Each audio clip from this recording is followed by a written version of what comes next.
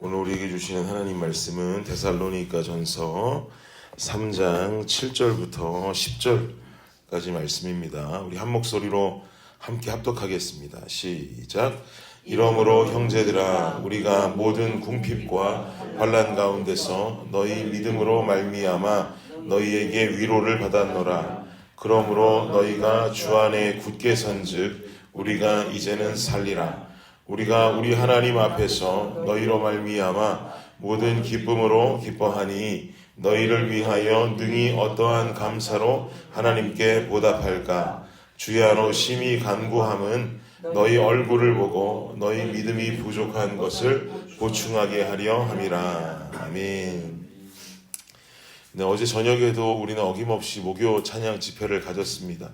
1시간여 동안 함께 찬양하고 기도하고 부르짖고 하면서 하나님께서 주시는 은혜와 자유를 누리는 시간을 가질 수 있었습니다. 참 감사한 것은 목요일 저녁 7시 30분이면 하루 종일 일하시고 피곤하실 시간이고 집에서 쉬고 싶은 시간이실 텐데도 불구하고 이 은혜의 자리를 사모하고 집회에 참석하시는 분들이 계시다라고 하는 것이 참 감사합니다. 우리 교회 교인들도 물론 계시고요. 우리 교회 교인이 아니라 할지라도 함께 찬양하고 싶은 이 지역의 분들이 함께 오셔서 기쁨으로 주님을 박수하며 찬양하고 때로는 주님께서 눈물을 허락하시면 눈물을 닦아가며 찬양하기도 합니다.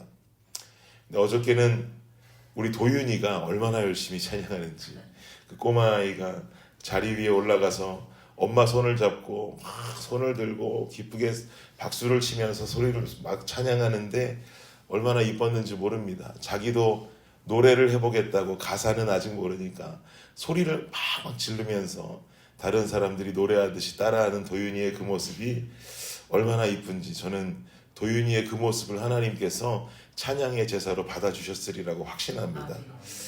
우리는 이처럼 목요일 날 모여서 함께 찬양하고 황금과도 같은 시간에 주님께 그 시간을 드리고 있습니다. 그렇다면 우리는 왜 이런 목요일과 같은 황금과도 같은 저녁 시간을 쉬지 않고 하나님께 드리고 있는 것입니까?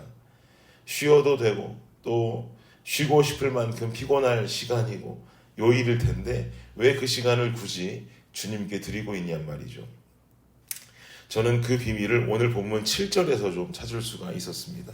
7절 말씀 다시 한번 읽어볼까요? 시작. 이러므로 형제들아 우리가 모든 궁핍과 환난 가운데서 너희 믿음으로 말미암아 너희에게 위로를 받았노라. 바울은 이 서신서를 현재 데살로니가 교회를 향해 쓰고 있습니다. 고린도라는 땅에서 쓰고 있죠. 데살로니가는 바울이 긴 시간을 잊지 못했던 도시였다 그랬습니다. 고작 3주 있었습니다. 3주. 고작 3주 만에 동네 깡패들이 데살로니가에 동원되고 또 이들이 바울 일행에게 위협을 가하기 시작하니까 그 데살로니가를 급히 바울은 빠져나오게 되었죠. 그리고는 베레아로 장소를 옮겨가게 되었었습니다. 그래서 이 3주밖에 있지 못했던 도시였기 때문에 바울은 데살로니가를 생각할 때 늘 걱정도 앞서고 염려도 앞섰던 땅이 바로 데살로니가였습니다. 과연 내가 전한 복음이 그 짧은 시간 동안 그 백성들에게 온전히 잘 선포가 되어서 교회가 잘 세워졌을까? 그 교회가 견고하게 세워져 갔을까? 여러 가지 고민들, 염려가 많았기 때문에 바울은 베레아에 디모데를 남겨놓고 오면서 그리고 이 데살로니가까지 함께 돌아보게 했던 것이죠. 그만큼 염려가 가득했던 도시였습니다. 그런데 우리가 데살로니가 전서를 시작하면서 1장에 나타나는 데살로니가 교회 소식에 대해서 보니까 데살로니가에서는 굉장히 좋은 소식이 전달되어지고 있었습니다. 말씀이 잘 뿌리가 내려졌었고 1장 말씀 기억해 보시면 성도들이 곳곳에서 삶의 본이 되는 모습을 보이기도 했고요. 그리고 어제 본문 말씀 속에서는 이 성도들이 하나님 말씀 받을 때 인간의 말씀으로 받지 않고 하나님의 말씀으로 받으면서 하나님의 역사가 일어났다. 이로 인해서 우리는 하나님께 끊임없이 감사하다라고 하는 바울의 고백 또한 우리는 어제 본문을 통해서 살펴보았습니다.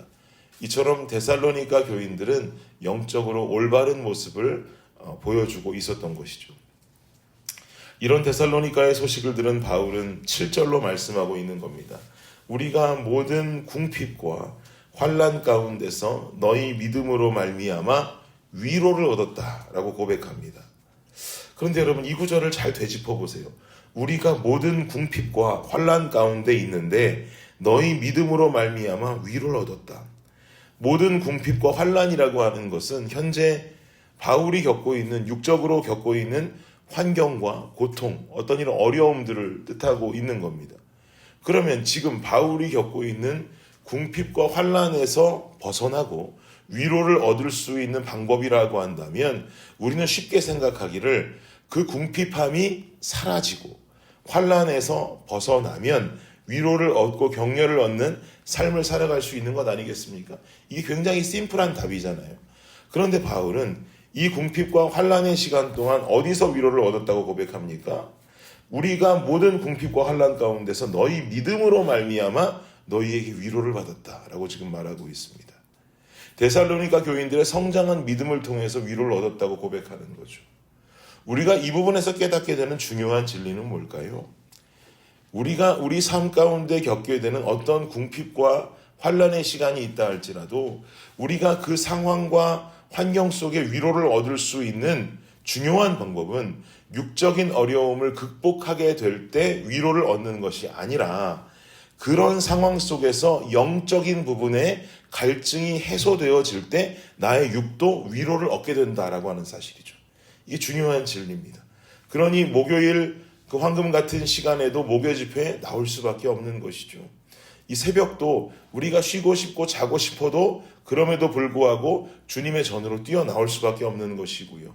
주일 예배도 주일 하루 쉬고 싶다 할지라도 주님의 전으로 나올 수밖에 없는 것이죠. 왜요? 우리의 삶에 어떤 환경과 어떤 고통이 있다 할지라도 내가 영적으로 주님을 만나고 은혜에 충만한 삶을 살아가게 되면 내 육적인 삶의 고통과 고난과 궁핍과 환난 속에서 우리는 영적으로 위로를 얻고 해답을 찾는 삶을 살아갈 수 있게 되는 것을 우린 알고 있기 때문입니다.